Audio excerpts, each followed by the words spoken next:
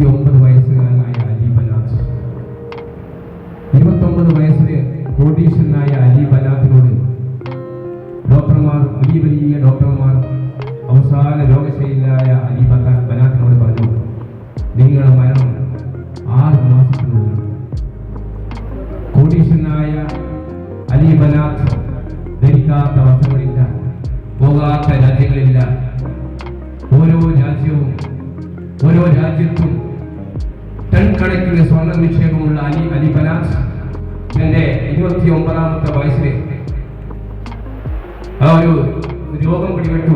6 മാസം blood cancer എന്ന ഒരു മാറാ രോഗം പിടിപെട്ട അലി ബനാത്ത് ഈ ലോകത്തോട് വിട പറയുമെന്ന തോന്നിയത് കൊണ്ടാവാം അലി ബനാത്ത് ഒരുപാട് സഹായങ്ങളൊന്നും ചെയ്യാതിരുന്ന ഒരു കാലഘട്ടം ഉണ്ടായിരുന്നു. അലി ബനാത്ത്, ഞാൻ പറഞ്ഞ അലി ബനാത്ത് പോകാത്ത രാജ്യങ്ങളില്ല, അലി ബനാത്ത് ആസ്വദിക്കാത്ത ജീവിതങ്ങളില്ല.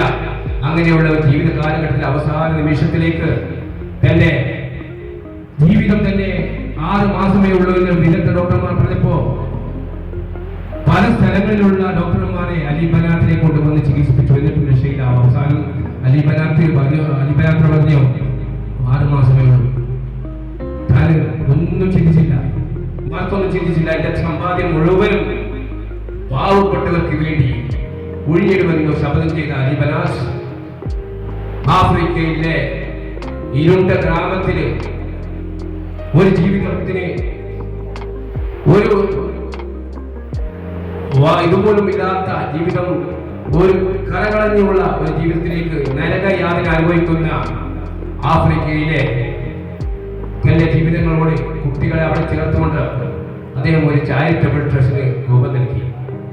അദ്ദേഹം അവിടെ ഒരു ഏറ്റവും വലിയ ദരിദ്ര കുടുംബത്തിന്റെ ദരിദ്ര രാജ്യമാണ് ആഫ്രിക്ക. ആ ആഫ്രിക്കയിലാണ് അലി ബനാത്തിന്റെ ചാരിറ്റബിൾ ട്രസ്റ്റ് ലോകം അറിയപ്പെട്ടത്. ഇന്നും ലോകം അറിയപ്പെട്ട ചാരിറ്റബിൾ ട്രസ്റ്റ് നമുക്കൊന്നും ആർക്കും ഉണ്ടാക്കാൻ കഴിയില്ല, അലി ബനാത്തിന് മാത്രമാണ്. തന്റെ അവസാന നിമിഷത്തിൽ പോലും തന്റെ യൗവനത്തിൽ നിന്നുള്ള മുഴുവൻ തുകയും ഈ ചാരിറ്റബിൾ ട്രസ്റ്റിന് സംഭാവന ചെയ്തുകൊണ്ട്, സദഖ ചെയ്തുകൊണ്ട് അദ്ദേഹം ഈ ലോകത്തോട് വിട പറഞ്ഞ ഈ മുഹൂർത്തം ഞാൻ ഓർമ്മിക്കുക. അമ്മയും 2 മക്കളും തമ്മിലുള്ള ഒരു അടിപിടി നടക്കാണ് ആ പോലീസ് സ്റ്റേഷനിൽ. ഈ അമ്മ ഈ 2 മക്കളും ഏറ്റെടുക്കാൻ തയ്യാറാവാതെ പോലീസ് സ്റ്റേഷനിൽ വന്ന് അവിടെ കുത്തിയിരിക്കുകയാണ്. അപ്പോൾ ഞാൻ അവിടെ ചെന്നപ്പോൾ എനിക്കിത് കാണാൻ പറ്റി. ഉടനടി ഈ അമ്മ പറയുന്നത്, മകൻ പറയുന്നത്, 3 മാസമായി ഞാൻ അമ്മയെ നോക്കുന്നത്, ഇനി എൻ്റെ പെങ്ങളും ഈ അമ്മയെ നോക്കണം, അതുകൊണ്ട് പെങ്ങൾ അടുത്ത 3 മാസം ഏറ്റെടുക്കണമെന്ന്. അപ്പോൾ ഈ പെങ്ങൾ പറയാണ്, ഞാൻ 1 വർഷത്തോളമായി ഈ അമ്മയെ നോക്കുന്നത്, ഇനി എനിക്ക് പറ്റില്ല, എൻ്റെ ഭർത്താവ് സമ്മതിക്കുന്നില്ല എന്ന്. അങ്ങനെ അവിടെ പ്രശ്നങ്ങളായ സമയത്ത് ഞാൻ എന്ത് ചെയ്തു, ഞാൻ നമ്മുടെ വളവട്ടം SIയോട് പറഞ്ഞു, ഒരു കാര്യം ചെയ്യാം, അഴീക്കോട് നമ്മുടെ വൃദ്ധമന്ദിരമുണ്ട്, ഗവൺമെന്റ് വൃദ്ധമന്ദിരമുണ്ട് അഴീക്കോട്, അവിടെ ഞാനൊന്ന് ശ്രമിച്ചു നോക്കാം, ഇങ്ങനെ അവിടെ കൊണ്ടുപോകാം. ഈ മക്കള് ഏറ്റെടുക്കാൻ ഇങ്ങനെ ഒരു വിഷമിപ്പിക്കുമ്പോൾ ഈ അമ്മയെ നമുക്ക് വളരെയധികം വിഷമെടുക്കണം. കാരണം ഒരു ഐശ്വര്യമുള്ള ഒരു സ്ത്രീ, അവർ കരഞ്ഞു പറയാണ് പോലീസ് സ്റ്റേഷനിൽ നിന്ന്, ഞാൻ ഉരുളി കമത്തിയിട്ടുണ്ടായ ഒരു മകനാണിത്, ഈ ഒരു മകൻ ഉണ്ടാവാൻ വേണ്ടി ഞാൻ ഉരുളി കമഴ്ത്തി, അങ്ങനെ എനിക്കൊരു മകനുണ്ടായി, ആ മകൻ എന്നെ സംരക്ഷിക്കുമെന്ന് എനിക്ക് ഉറപ്പുണ്ടായിരുന്നു. പക്ഷെ എന്നോട് ഈ മകൻ ഇപ്പോൾ കാട്ടുന്നതിന് എനിക്ക് വളരെയധികം വിഷമപ്പെടുന്ന അമ്മ കരഞ്ഞു പറയുമ്പോൾ ശരിക്കും പറഞ്ഞാൽ എൻ്റെയൊക്കെ ഈ മനസ്സ് നൊന്നുപോയി. കാരണം 95 വയസ്സുള്ള എൻ്റെ ഉമ്മാനെ ഞാൻ ഇന്ന് സംരക്ഷിക്കുന്നു. കാരണം എന്താണെന്ന് പറഞ്ഞു കഴിഞ്ഞാൽ എൻ്റെ 2 അനുജന്മാരുണ്ട്, ഒരാൾ എഞ്ചിനീയറാണ്, ഒരാൾ ബിസിനസ്സുകാരനാണ്. പക്ഷെ എങ്കിലും ഒരു മൂത്ത മകൻ എന്നുള്ള നിലയിൽ ഞാനാണ് കൂടുതൽ കെയർ ചെയ്ത്. ഈ കെയർ ചെയ്യാൻ കാരണം എന്താണ് പോലെ എൻ്റെ ഉത്തരവാദിത്ത ബോധം എന്നതാണ്. നമ്മുടെ ചെറുപ്പത്തില് ഈ കൈ പിടിച്ചിട്ട് അവർ നടത്തിച്ചു, കൈ പിടിച്ചുകൊണ്ട് നമുക്ക് എല്ലാവിധ സൗകര്യങ്ങളും അവർ നമുക്ക് ചെയ്തു തന്നു, ഊഞ്ഞാലാടാനും നടത്താനും പലവട്ടം വീടും നമ്മൾ നിൽക്കാൻ പഠിച്ചു, പലവട്ടം നിൽക്കുമ്പോൾ നമ്മൾ നടക്കാൻ പഠിച്ചു. പക്ഷെ ഒരു 80 വയസ്സ് കഴിഞ്ഞാൽ എല്ലാവർക്കും ഈ ഒരു ഘട്ടം വരും. അവർ പിന്നെ കുട്ടികളായി മാറുകയാണ്. 80 വയസ്സ് കഴിഞ്ഞാൽ പിന്നെ അവർ കുട്ടികളായി മാറുകയാണ്. ഈ കുട്ടികളാവുമ്പോൾ പണ്ട് നമ്മളെ കൈപിടിച്ച് നടത്തിച്ച അതേ ഉമ്മ അല്ലെങ്കിൽ അമ്മ അല്ലെങ്കിൽ അച്ഛൻ, അവരെ നമ്മൾ നടത്തിക്കണം കുട്ടികളായി. അതായിരിക്കണം നമ്മുടെ അച്ഛനമ്മമാരോടും ഉമ്മമാരോടും ചെയ്യേണ്ടുന്ന ഒരു കർത്തവ്യം എന്ന് പറയുന്നത്.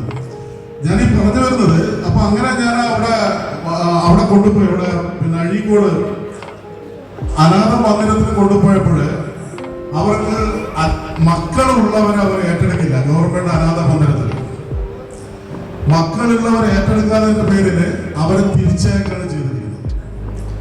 അതിനുശേഷം അവസാനം ഞാൻ അവരോട് ചോദ്യം ചോദിച്ചു, ഈ പെങ്ങളോട്, അവർ കുട്ടികളെയും കൂട്ടിയിട്ടാണ് വന്നത്, ഈ കുട്ടികൾ വലുതാവുമ്പോൾ നിങ്ങളെ കൈ പിടിക്കുമെന്ന് നിങ്ങൾക്ക് ഉറപ്പുണ്ടോ എന്ന് ചോദിച്ചു.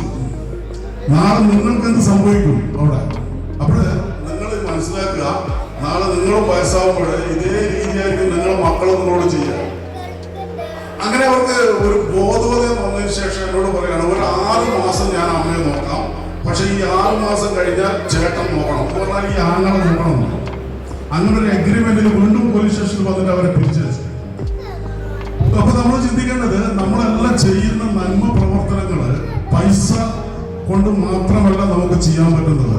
ഒരു വാക്ക് കൊണ്ട്, ഒരു നോക്ക് കൊണ്ട്, ഒരു ചിരി കൊണ്ട് നമുക്ക് പലരെയും സ്വാതന്ത്ര്യപ്പിക്കാൻ പറ്റും. അവർക്ക് ഒരു പുഞ്ചിരി സമ്മാനിച്ചിട്ടെങ്കിലും അവർക്ക് നമ്മളോട് പൈസ ഇല്ലാത്തവൻ പൈസ ഉള്ളവനെ തേടിപ്പിടിച്ച് അവർക്ക് വേണ്ടുന്ന സഹായങ്ങൾ കൊടുക്കാൻ നമ്മൾ പരിശ്രമിക്കുക എന്നുള്ളതാണ്. കാരണം എല്ലാം കുടികൊള്ളുന്നത് നമ്മുടെ മനസ്സിലാണ്. സന്തോഷവും ദുഃഖവും സന്താപവും എല്ലാം നമ്മുടെ മനസ്സിനുള്ളിൽ കുടികൊള്ളുന്നുണ്ട്.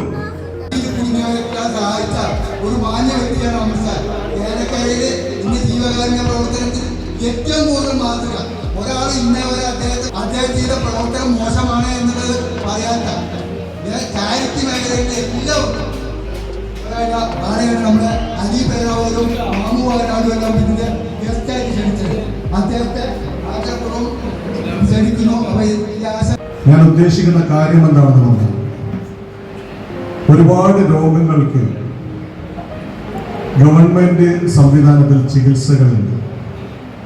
ഒരുപാട് സ്ഥലങ്ങളിൽ നിന്ന് ചികിത്സക്ക് ആവശ്യമായ സഹായങ്ങൾ ലഭിക്കുന്നുണ്ട്. അതൊന്നും പല ആളുകൾക്കും അറിയില്ല എന്നാണ്.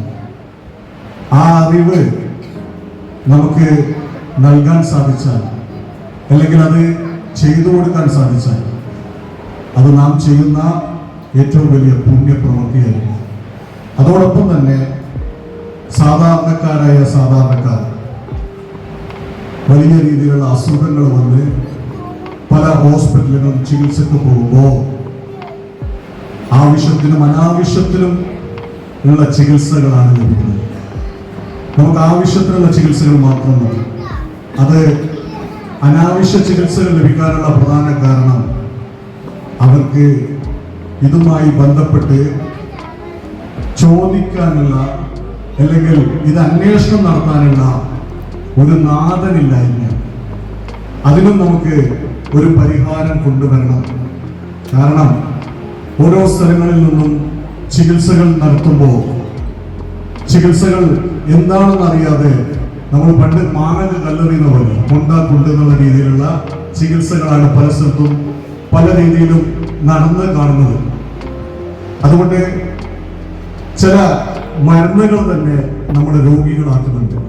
ഇപ്പോൾ ഇവിടെ സൂചിപ്പിക്കാൻ ഒരു കാര്യമെന്ന് പറഞ്ഞാൽ, വർഷങ്ങൾക്ക് മുൻപേ എനിക്കൊരു കാലുവേദന വന്നു. കാല് വല്ലാതെ കളറൊക്കെ മാറി ഒരു നല്ല വീക്കൊക്കെ വന്ന് വല്ലാത്തൊരവസ്ഥ. ഞാനൊരു ഹോസ്പിറ്റലിൽ പോയി ഒരു ഡോക്ടറെ ചികിത്സിച്ചു. ഡോക്ടറെ എൻ്റെ തൊലി കട്ട് ചെയ്ത് ബയോപ്സി കഴിച്ചു. കുറേ തരം ഗുളികകൾ, ഒരുപാട് ചെക്കപ്പുകളൊക്കെ ചെയ്ത സമയത്ത് ചെക്കപ്പുകളുടെ റിസൾട്ട് വരുന്നവരോ ചെക്കപ്പിലൊന്നും യാതൊരു കംപ്ലൈന്റും ഇല്ല. പിന്നീട് വീണ്ടും ആ ഡോക്ടറെ തന്നെ പോയി. ആ ഡോക്ടർക്ക് പോയ സമയത്ത് ഡോക്ടർ പറഞ്ഞു, ഒരു ചെക്കപ്പും കൂടി ചെയ്യണം. എന്നേരവും ഒരു 6 തരം ഗുളികകളുണ്ട്. ആ ഗുളിക ഇങ്ങനെ നിരന്തരം കുടിക്കുക എന്നല്ലാതെ കാലിന്റെ വേദനയ്ക്ക് യാതൊരു മാറ്റവുമില്ല. അങ്ങനെ വീണ്ടും ചെക്കപ്പുകൾക്ക് വിധേയമായി ആ റിസൾട്ടും വന്നപ്പോൾ ചെയ്ത ടെസ്റ്റുകളിലൊന്നും വലിയ പ്രശ്നങ്ങളൊന്നുമില്ല. അപ്പൊ ഞാൻ ഡോക്ടറോട് ചോദിച്ചു, നിങ്ങൾ പിന്നെ എന്ത് അർത്ഥത്തിലാണ് ഈ മരുന്ന് തന്നത്? അപ്പൊ ഡോക്ടർ പറഞ്ഞു, എൻ്റെ തോന്നൽ ഇങ്ങനെയായിരുന്നു, ഇന്നേ രോഗത്തിനായിരിക്കും, ഈ രോഗത്തിന്റെ ലക്ഷണമായിരിക്കും. ഞാൻ പറഞ്ഞു, ഈ സംവിധാനമാണ് പല ആളുകളെയും രോഗികളാക്കുന്നത്. ആ സമയം എന്നോട് വേറൊരു ഡോക്ടർ പറഞ്ഞു, നിങ്ങൾക്ക് വാദത്തിന്റെ അസുഖത്തിന്റെ തുടക്കമാണ്, നിങ്ങൾ ആജീവാനന്ദ കാലം മരുന്ന് കുടിക്കണം. ഈ ആജീവാനന്ദ കാലം ആ ഒരു സമയത്ത് ഞാൻ മരുന്ന് കുടിക്കാൻ മുന്നിട്ട് നിന്നിട്ടുണ്ടെങ്കിൽ ഇന്ന് ഞാൻ കിഡ്നിയോ അല്ലെങ്കിൽ ലിവറോ പോയി ഒരു രോഗിയായി മാറിയിട്ടുണ്ടായിരുന്നു. ഞാൻ അതിൻ്റെ റിസൾട്ടും കാര്യങ്ങളൊക്കെ എടുത്ത് മറ്റുള്ള ഹോസ്പിറ്റലുകളിലേക്ക് പോയി ഇതുമായി ബന്ധപ്പെട്ട മറ്റുള്ള ഡോക്ടറുകളോട് വിവരം പറഞ്ഞപ്പോൾ വെറും 40 രൂപന്റെ മരുന്ന് കൊണ്ട് കാൽസ്യത്തിന്റെ പ്രശ്നമാണെന്ന് പറഞ്ഞ് ആ അസുഖം പൂർണ്ണമായി മാറി. ഇതിവിടെ പറയാനുള്ള പ്രധാന കാരണം ഇങ്ങനെയൊക്കെയാണ് ഓരോ ആളുകളും മാറുന്നത്. ചില മരുന്നുകളുടെ ഉപയോഗം അതിന് നമുക്ക് ഞാൻ നേരത്തെ സൂചിപ്പിച്ചതുപോലെ പല ആളുകളും ചികിത്സകളുടെ രീതികൾ മനസ്സിലാവാത്ത ഒരവസ്ഥയാണ്. പക്ഷേ അതിനനുസരിച്ചുള്ള ഡോക്ടർമാരുടെ അടുത്ത് എത്തിപ്പെടലാണ് ഒരു മനുഷ്യന്റെ യഥാർത്ഥ ഭാഗ്യമെന്നാണ് ഞാൻ കണക്കാക്കാറുള്ളത്. അതല്ലെങ്കിൽ നമുക്ക് വന്ന അസുഖങ്ങൾ ഏതാണെന്ന് പോലും അറിയാതെ, നമ്മുടെ ശരീരം നൽകുന്ന സൂചനകൾ ഏതാണെന്ന് പോലും മനസ്സിലാക്കാൻ പറ്റാതെ ചില ഡോക്ടർമാർ നമ്മുടെ ശരീരത്തിൽ പല പരീക്ഷണങ്ങൾ നടത്തി നമ്മളുടെ അസുഖങ്ങൾ വേറെ വഴിക്ക് പോകും, നമുക്ക് വേറെ അസുഖങ്ങൾ ഉത്ഭവിക്കുകയും ചെയ്യും. ആ രീതിയിലാണ് ഇപ്പോ കാര്യങ്ങൾ പോകുന്നതായി ഞാൻ കാണുന്നത്. അതുകൊണ്ട് തന്നെ ഞാൻ പറഞ്ഞത്, നമ്മൾ ഒരു സംവിധാനം കൊണ്ടുവരണം. പാവപ്പെട്ട രോഗികൾക്ക് അവർക്ക് ആവശ്യമായ ചികിത്സ ലഭിക്കണം. പണമുള്ളവർക്കും പണമില്ലാത്തവർക്കും തുല്യനീതി ഉണ്ടാവണം. അസുഖത്തിന്റെ കാര്യത്തിൽ പണമില്ലാത്തതിന്റെ പേരിൽ ഒരു ചികിത്സകൾ പോലും മുടങ്ങാൻ പാടില്ല. അതിന്റെ അടിസ്ഥാനത്തിൽ നമ്മളൊരു സംവിധാനം കൊണ്ടുവന്ന് അവർക്ക് ആവശ്യമായ ചികിത്സകൾ ഏതാണോ ആ ചികിത്സകൾ അവർക്ക് ആ കൃത്യമായ അറിവുകൾ നൽകാനും, ഗവൺമെന്റ് സംവിധാനത്തിൽ എന്തൊക്കെ ചികിത്സകളുണ്ടോ അതുപോലെ തന്നെ മറ്റുള്ള ചികിത്സാ സഹായങ്ങൾ എവിടുന്നൊക്കെ ലഭ്യമാകുന്നുണ്ടോ അതൊക്കെ അറിഞ്ഞ് അവർക്ക് അറിവ് നൽകുക എന്ന് പറഞ്ഞാൽ അതൊരു ചെറിയ കാര്യമല്ല. ആ രീതിയിലേക്കുള്ള ഒരു സംവിധാനം കൊണ്ടുവരണമെന്നുള്ള ഒരു ചർച്ചയിലും അതിൻ്റെതായ രീതിയിലുള്ള ഒരു മുന്നോട്ടേക്കുള്ള ഒരു യാത്രയിലുമാണ് ഞാൻ. കാരണം ഓരോ ആളുകളുടെയും ആരോഗ്യം സംരക്ഷിക്കപ്പെടുക എന്ന് പറഞ്ഞാൽ അതൊരു ചെറിയ കാര്യമല്ല. ആരോഗ്യം സംരക്ഷിച്ച് ഒരു മനുഷ്യന്റെ ആരോഗ്യത്തിനനുസരിച്ചിട്ടുള്ള പല കാര്യങ്ങളും ചെയ്യാൻ സാധിക്കുക എന്ന് പറഞ്ഞാല് അത് നമുക്ക് എല്ലാവരും ഒന്ന് ഒത്തുപിടിച്ചാൽ നമുക്ക് ചെയ്യാൻ സാധിക്കുന്ന ഒരു കാര്യമേ ഉള്ളൂ. അതിനുവേണ്ടി ഒരു ഓഫീസ് സംവിധാനം നിലവിൽ കൊണ്ടുവരണം. 24 മണിക്കൂറും അവർക്ക് ആവശ്യമായ സേവനങ്ങൾ നൽകാനുള്ള സേവകരെ മുന്നിട്ട് കൊണ്ടുവരണം എന്നുള്ള ഒരു ചർച്ച നാം നടത്തുന്നുണ്ട്. ഇൻഷാ അല്ലാഹ് ആ ഒരു ചർച്ച മുന്നോട്ട് പോയി ആ ഒരു സംവിധാനം നിലവിൽ കൊണ്ടുവരാനുള്ള പരിശ്രമമാണ്. നിങ്ങളൊക്കെ പ്രാർത്ഥനയും സപ്പോർട്ടും ഒക്കെ ഉണ്ടാവണം. നിങ്ങളൊക്കെ കൂടെ ഉണ്ടാവുമോ? ഉണ്ടാവില്ല, ഉറപ്പല്ലേ? ആരോഗ്യം സംരക്ഷിക്കുക, അതാണ് നമ്മുടെ ഒറ്റക്കെട്ടായിട്ടുള്ള ഒരു മുദ്രാവാക്യം.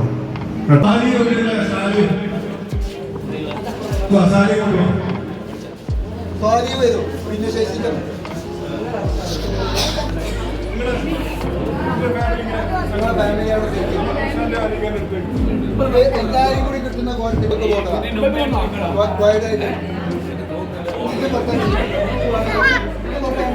ബച്ചിനെ മാത്രം വെച്ചിട്ടാണ് ഈ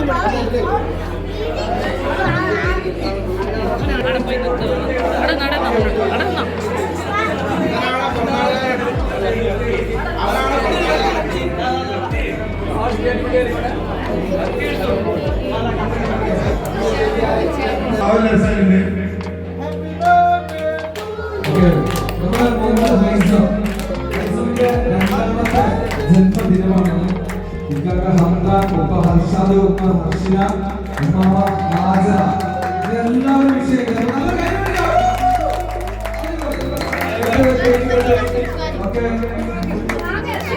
ഉമ്മാമ ഹാജരാഴ്ച അപ്പൊ എന്താ പറയാ ഈ എന്താ പറയാ നമ്മുടെ ഐസന്റെ ഒരു ബർത്ത്ഡേ ഈ ഒരു ഒക്കേഷനിൽ ആഘോഷിക്കാൻ പറ്റിയത് ഒരു വലിയ എന്താ പറയാ വലിയ ഒരു സംഭവം തന്നെയാണ്. അപ്പൊ ഐസമ്മയുടെ